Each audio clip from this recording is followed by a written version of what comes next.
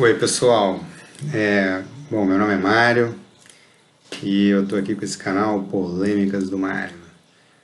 O que eu vou falar para vocês hoje é um assunto assim que eu acho que deveria ser ensinado nas escolas, nos colégios, de acordo com o livre-arbítrio, né? Claro, porque eu sou um defensor do livre mercado e eu sou contra esse negócio de que o governo impõe, determina exatamente o que todas as escolas têm que ensinar somente exatamente aquilo.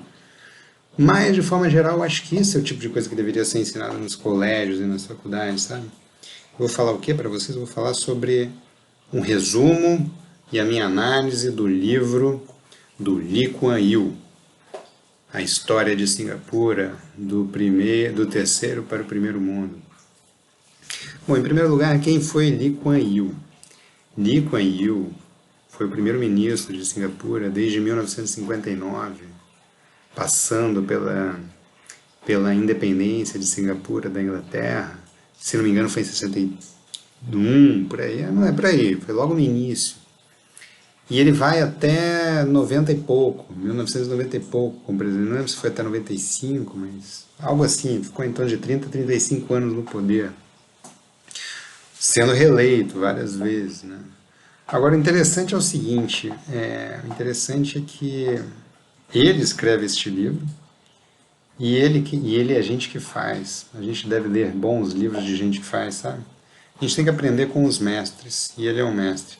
Por que eu vou dizer que o Lee Kuan Yew é um mestre? Porque o Lee Kuan Yew ele pegou Singapura na miséria, e quando ele deixou o governo, ele entregou Singapura como uma das nações mais ricas do mundo.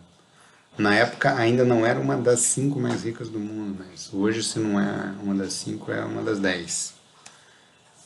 Então, o que importa é o seguinte, se ele não entregou como uma das 5 ou 10 mais ricas do mundo em 95, ou 90, por ali, ele entregou bem próximo disso, e tirar um país da miséria e deixar ele muito rico em 30 anos, 35 anos, realmente...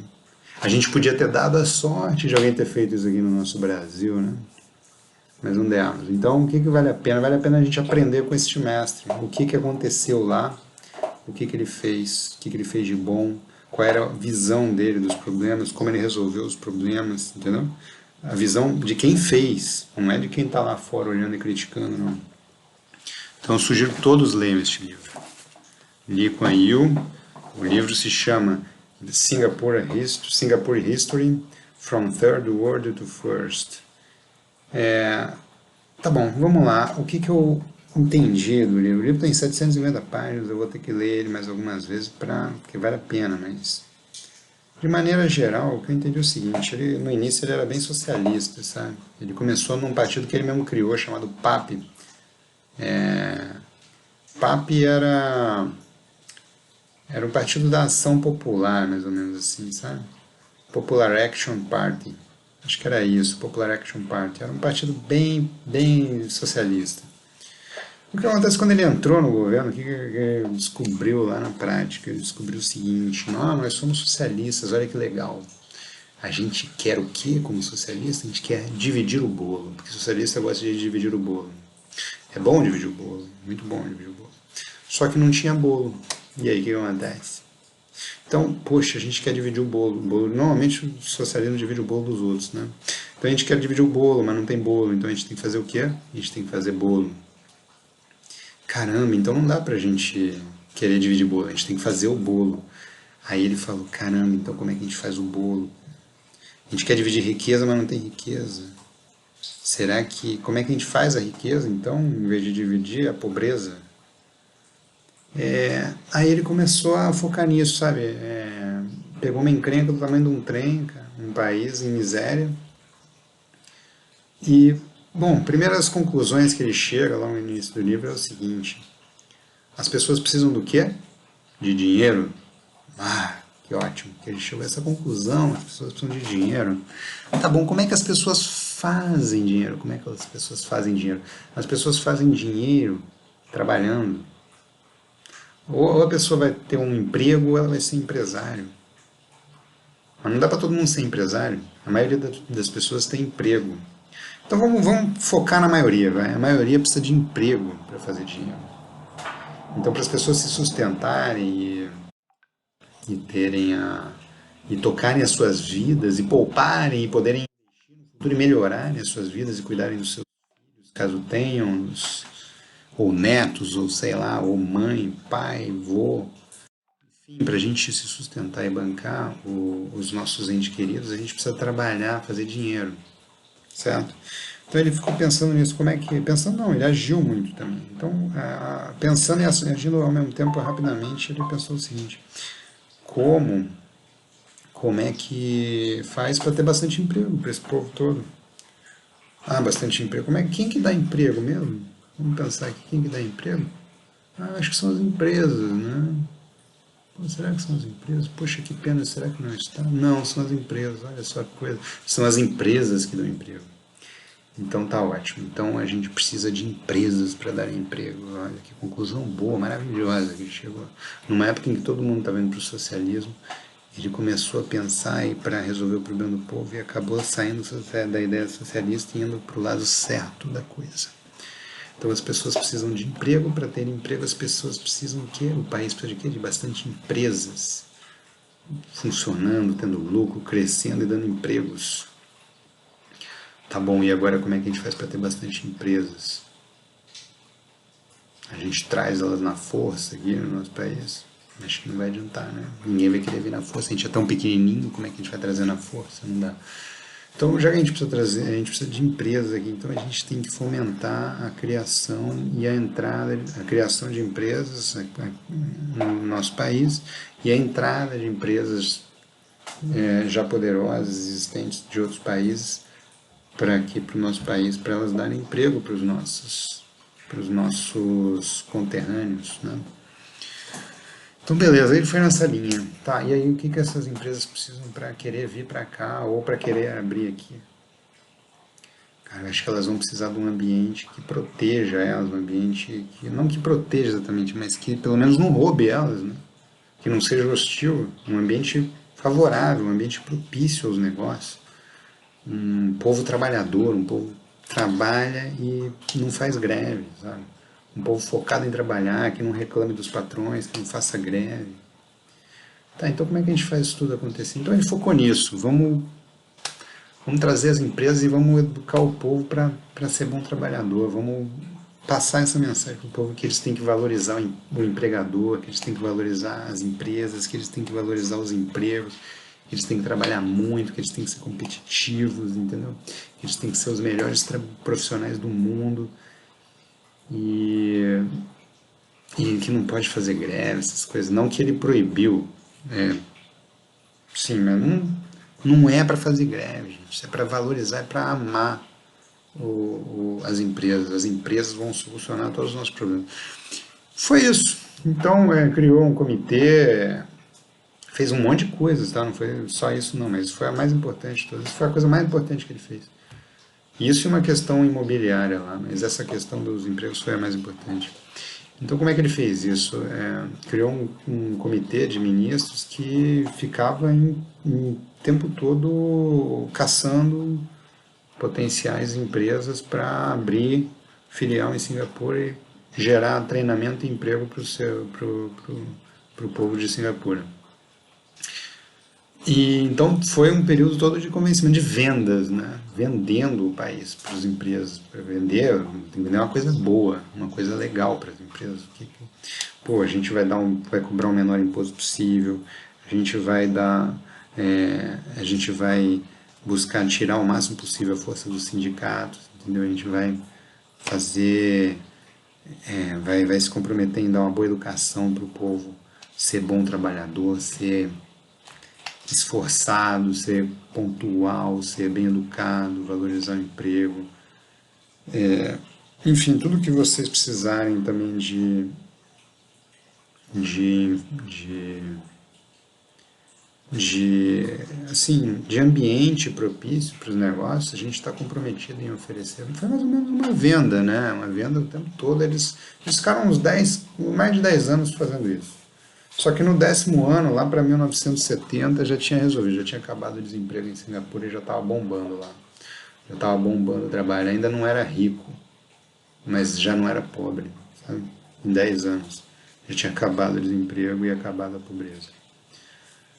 E ali continuam trazendo mais empresas, né? Eles focaram muito nas empresas europeias, né? Principalmente inglesas, alemãs. Eles também tentaram levar muita empresa do Japão. No início o Japão foi bem resistente. Depois acabou abrindo empresas lá também. Aí começaram a focar também bastante nos Estados Unidos. Enfim, encheram o país de empresas, criaram um ambiente muito propício para as empresas. Agora, fez só isso? Não. Fez também um negócio lá com os imóveis que foi espetacular, que eu preciso ler de novo o livro algumas vezes. Na verdade, o livro não fala tanto dessa parte, mas foi mais ou menos o seguinte: um país pequititinho, imagino que seja do tamanho da cidade do Rio de Janeiro. O país inteiro é praticamente uma cidade com um pouquinho de coisa de natureza, sei lá. Então o que ele fez? Pô, tem muito pouco lugar, tem muito pouca área para residência, muito pouca área para propriedades imobiliárias. Então o que, que a gente faz? O que, que o governo fez lá? Ele comprou ele desapropriou comprando, né? Ele comprou todas as propriedades a um preço justo e organizou primeiro ele criou uma empresa estatal. Criar empresa não é o Estado criar empresa não é socialismo. É ruim, mas ele fez bem feito, então deu certo. Ele criou uma empresa de construção civil estatal que construiu vários prédios, mas prédios bons, não era porcaria não, construiu prédios ótimos para otimizar a cidade e vender os apartamentos para os cidadãos com todas as situações financeiras possíveis e imagináveis a uma taxa de juros praticamente zero, quase. Então, e com a vida toda para pagar. Ou seja, quase deu, né, os imóveis. E criou um mercado bem controlado para compra e venda de imóveis lá, para não deixar a especulação tornar os preços dos imóveis abusivos para os cidadãos. Porque qual era a ideia ali? A ideia era a seguinte, que um trabalhador que não tem um imóvel no país, não tem um imóvel próprio, ele se sentiria mais explorado, entendeu? Ele se sentiria mais explorado e insatisfeito. E ele não queria que o povo se sentisse explorado e insatisfeito e quisesse ficar fazendo bagunça e atrapalhando o ambiente empresarial, entendeu? E além do que ele queria também o conforto e a qualidade de vida do povo. Então, isso foi uma ação bem, assim, pode-se dizer até levemente socialista, mas foi muito bem feita, não gerou prejuízo para o governo. Todas as ações que ele tomava tinham que gerar lucro. Ele tratou uma outra coisa muito boa que ele fez, ele sempre tratou o governo como uma empresa meritocrática à moda McKinsey, consultoria mais famosa do mundo capitalista, McKinsey. Então o governo de Singapura foi tratado sempre como uma empresa meritocrática. O que quer dizer isso? Quem é bom vai ganhar bem. Quem é bom vai ganhar muito dinheiro. E quem é ruim vai sendo rebaixado no cargo ou até demitido. Mas antes de demitir, eles rebaixam. O cara pode sair de diretor até assistente, se ele for um péssimo profissional. E eles começaram a mandar os jovens estudar nas melhores faculdades do mundo, na Inglaterra e nos Estados Unidos, para depois voltar para trabalhar no governo. E lá não tinha esse negócio de não pode rebaixar o cargo, não. Lá, se não está mandando bem no trabalho, vai ser rebaixado. Entendeu? Se está mandando bem, vai subir. Os executivos do governo tinham bônus, eles tinham que receber bem o suficiente para não querer roubar. E outra coisa e os ministros, então, nem se fala, os ministros tinham que receber muito bem, porque o ministro ele tinha que ser num nível tão bom ou melhor do que um diretorzão de um banco enorme, de uma baita de uma multinacional, entendeu? Esse é o nível do profissional que tinha que estar lá, e ele tinha que receber por isso, a altura disso. Mas ao mesmo tempo o Estado tinha que ser mínimo, enxuto, barato e cobrar pouco imposto e fomentar o livre mercado. E o cumprimento das leis no sentido de que não pode cometer crime. Assim, como é que pode se dizer assim, uma intolerância absoluta ao crime e à corrupção. Então ele instaurou esse processo lá de intolerância ao crime e à corrupção também. Num governo pequeno, reduzido, pró-livre mercado, é muito mais fácil de você controlar a corrupção, porque você controlar a corrupção de um negócio desse tamanho é muito mais fácil do que você controlar a corrupção de um negócio do tamanho do governo brasileiro, né? Um governo que sempre foi na escala... Não existe esse negócio de esquerda e direita. O que existe é socialismo absoluto de um lado e livre mercado absoluto, que é o capitalismo na veia, no outro lado. E todo mundo está em algum ponto entre esses dois extremos. O Brasil sempre esteve aqui, ó, 70% mais para cá para o socialismo, entendeu? Só governo intervencionista, governo inchado, governo enorme, querendo dominar tudo, intervir em tudo, mandar em tudo. Getúlio Vargas, pô, Juscelino Kubitschek, e até antes, na época do café também, Rio-São Paulo, pô, os caras chegavam a comprar quase toda a saca de café e botar fogo para aumentar o preço do mercado. Como é que o governo tem que ficar comprando café para botar fogo, para dominar, para controlar preço? Isso é coisa socialista. O Brasil sempre foi um país muito mais socialista do que capitalista, por isso que a gente não é, por isso que a gente é um país que é mais ou menos pobre. Se a gente fosse socialista de fato mesmo, a gente era pobre no talo.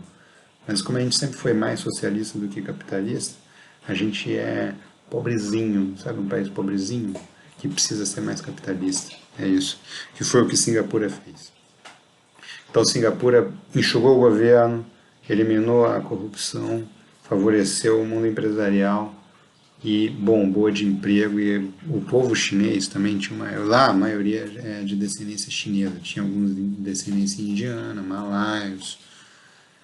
Mas o que acontece? Predominantemente os singapurenses eram chineses, então o chinês já tem uma cultura já de poupador, ele é extremamente poupador, segundo o Lee Kuan Yew. E o capitalismo, o livre mercado, ele tem três fatores que são a essência do capitalismo e do livre mercado. Esses três fatores são especialização do trabalho, primeiro fator. Segundo fator, concorrência, competição, concorrência, competição. Terceiro fator, poupança.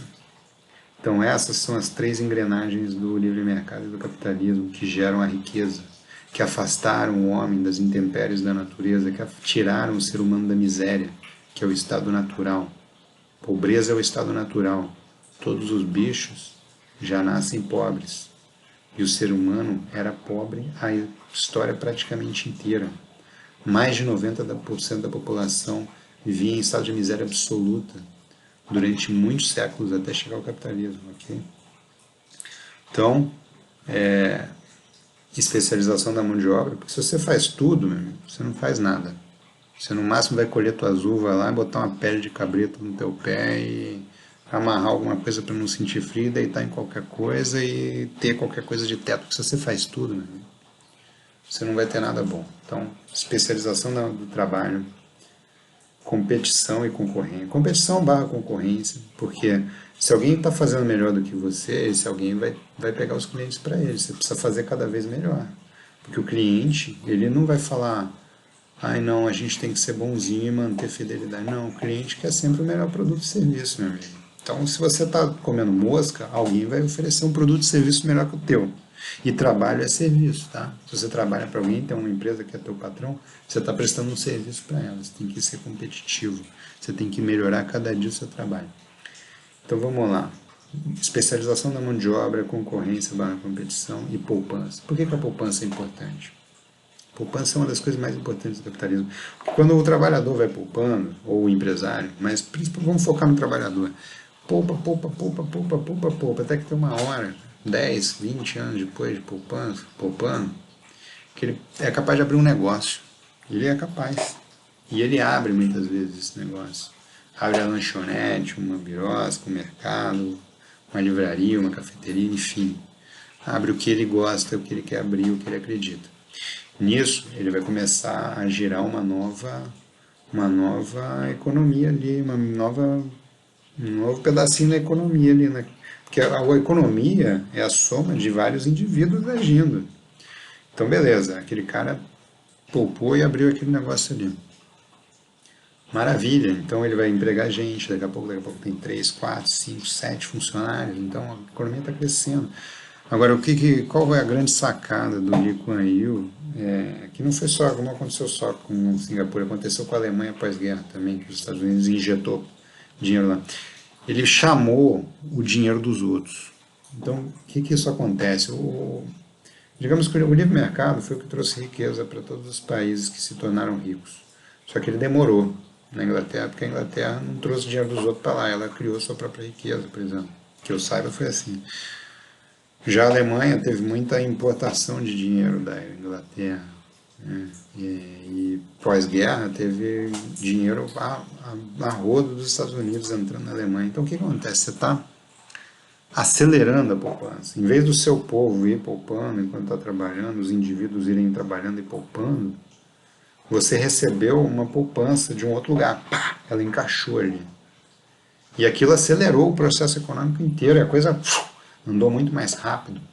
E aí as coisas acontecem mais rápido, e mais gente com dinheiro, mais gente trabalhando, mais gente empreendendo, e mais gente criando poupança. E o negócio turbinou tudo, entendeu? Quando você recebe uma poupança estrangeira no seu local, você turbina a velocidade com que você enriquece através do livre mercado. Foi isso que aconteceu. Então, foi essa a origem da riqueza lá de Singapura, foi uma maneira inteligente de trabalhar o livre mercado desse governo do PAP, que começou socialista e depois migrou para o livre mercado, graças a Deus, para os singapurenses. Podia ter acontecido algo bom assim aqui no Brasil. Mas não, no Brasil sempre foram governos enormes, inchados, caríssimos, cobradores de impostos altíssimos e intervencionistas que se metem em tudo, tudo absolutamente. Maravilha, então vai ter um capítulo lá nesse livro muito interessante, que é o capítulo do Gerenciando a Mídia. Tem outros capítulos interessantíssimos que ele vai contando histórias dos relacionamentos dele com todos os países, histórias que aconteceram nos países nesses 35 anos. É maravilhoso ler esse livro. Talvez seja um pouco chato, mas isso vale muito a pena. Vale a pena.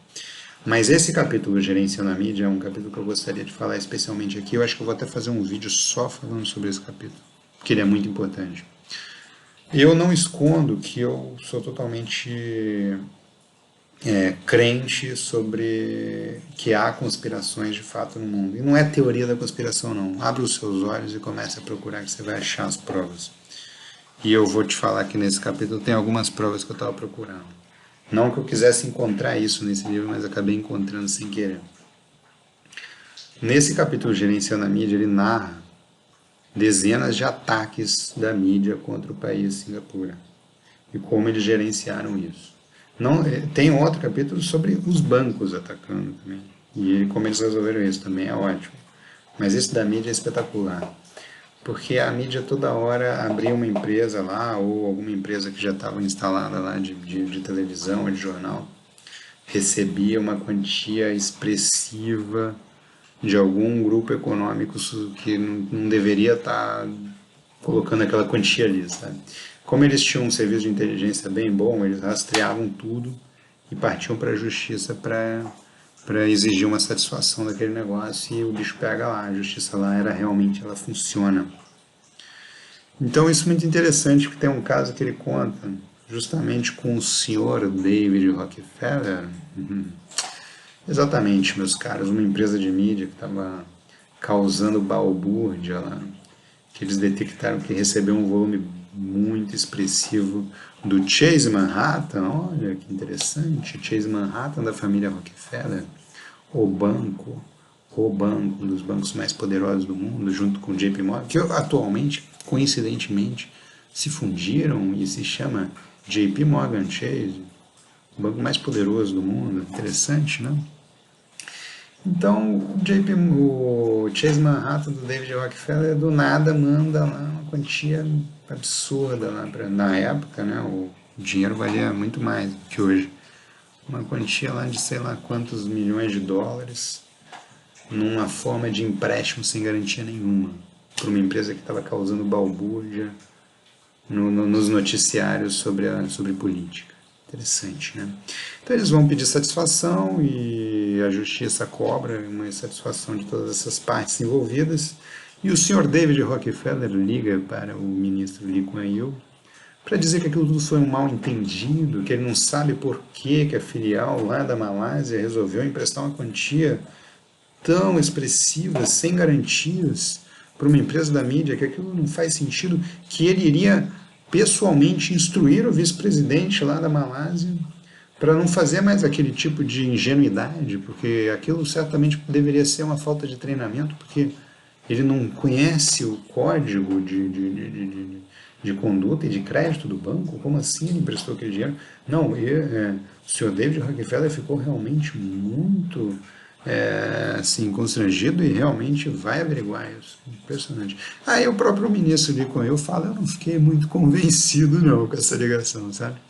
Enfim, tá aí uma família aí que dizem que é Illuminati, que sempre aparece em todas as conspirações envolvendo a mídia também, e um caso real do nosso querido primeiro-ministro Lee Kuan Yew narrando este fato, fora vários outros atentados à mídia proporcionados com dinheiro da China comunista o tempo inteiro. Esse era o mais recorrente. Enfim, vou fazer um vídeo só sobre isso. Mas tem muita coisa boa nesse livro, recomendo, leiam. Infelizmente só tem em inglês ainda. Quem entende inglês, leia, por favor. E algum anjo, algum santo traduz esse livro, porque é importante. Esse deveria ser o livro que todos os brasileiros leem, não Macunaíma, Janaína, sei lá, como é que é o nome daqueles livros que a gente é obrigado a ler no colégio. Fala aí, né? Nem lembro o nome. Dom Casmurro. Brincadeira, né? As crianças tinham que ler isso, tinham que sair fazendo alguma coisa útil do colégio, alguma coisa de eletrônica, de marcenaria.